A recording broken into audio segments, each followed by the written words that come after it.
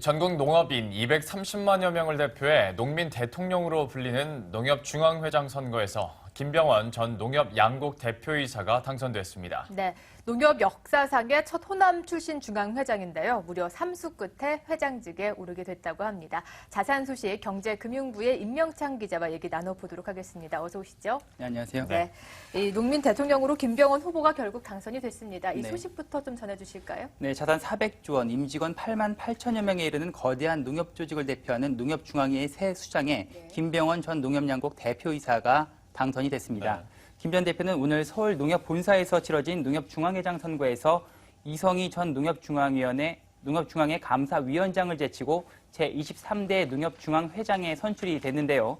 전체 유효 득표수 289표 중 56.4%를 얻어서 126표를 얻은 이성희 후보를 제쳤습니다. 총 163표를 얻었습니다. 김병원 전 대표의 당선 소감 들어보시죠. 한국의 협동조합은 세계 사람들이 부러워하는 이 한국협동조합을 여러분이 저에게 맡겨줬으니만큼 정말 세계 속에 빛나는 한국농협을 반드시 만들었어. 200만 농민 조합원들이 웃고 농사를 지을 수 있도록 하는 그런 농협을 만들어 갈 것입니다. 네, 이번 선거는 총 6명의 후보가 출사표를 던진 가운데 이성희 전 농협중앙회 감사위원장과 최덕규 합천 가야농협조합장, 그리고 김병원 전 농협양국 대표이사의 3파전 양상으로 전개가 됐는데요. 오늘 선거에서는 1차 투표에서 과반수 득표자가 나오지 않아서 가장 많은 표를 받은 이성희, 김병원 후보의 결선 투표 끝에 김병원 후보가 역전승을 하게 된 겁니다. 1953년생인 김 전 대표는 전남 나주 출신으로 전남대학교 경영학 석사를 졸업한 뒤 농협중앙회 이사와 남평농협 조합장을 3번 연임한 이력이 있습니다. 김 전 대표가 호남 출신이라는 점을 우리가 한번 눈여겨볼 필요가 있을 것 같습니다. 사실 선거 이전에도 호남 출신의 회장이 이제 나오느냐 안 나오느냐도 관전 포인트 중에 하나였는데요. 호남 출신의 회장이 된 게 이번이 처음이죠. 네, 그렇습니다. 지난 1988년이죠. 선거로 농협중앙회장을 뽑게 된 이후로 한 번도 호남 출신이 농협중앙회장에 당선된 적이 없는데요. 이번에 김병원 전 대표가 당선됨으로써 무려 28년 만에 첫 호남 출신 중앙회장이 나오게 됐습니다. 김 전 대표는 지난 2007년과 11년 중앙회장 선거에 출마한 경험이 있는데요. 지난 2011년에는 1차 투표에서 현 최원병 농협중앙회장을 제치고 가장 많은 표를 받으면서 저력을 과시한 바 있습니다.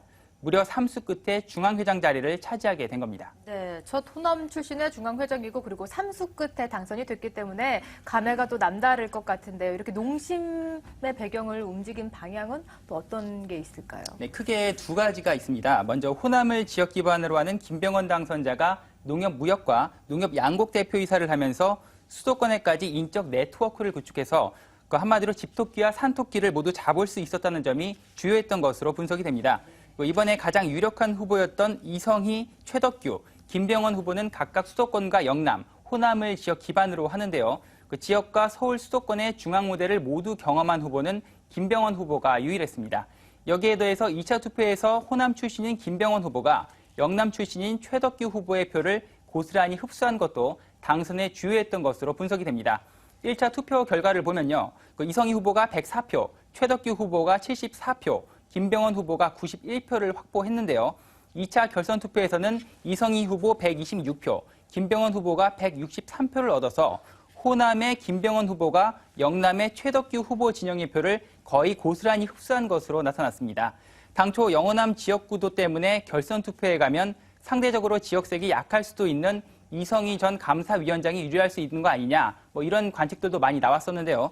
이번 선거 결과를 통해서 영호남 지역구도가 농협중앙회장 선거에서는 꼭 적용되지 않을 수 있다라는 것이 증명됐다고 보시면 됩니다. 예.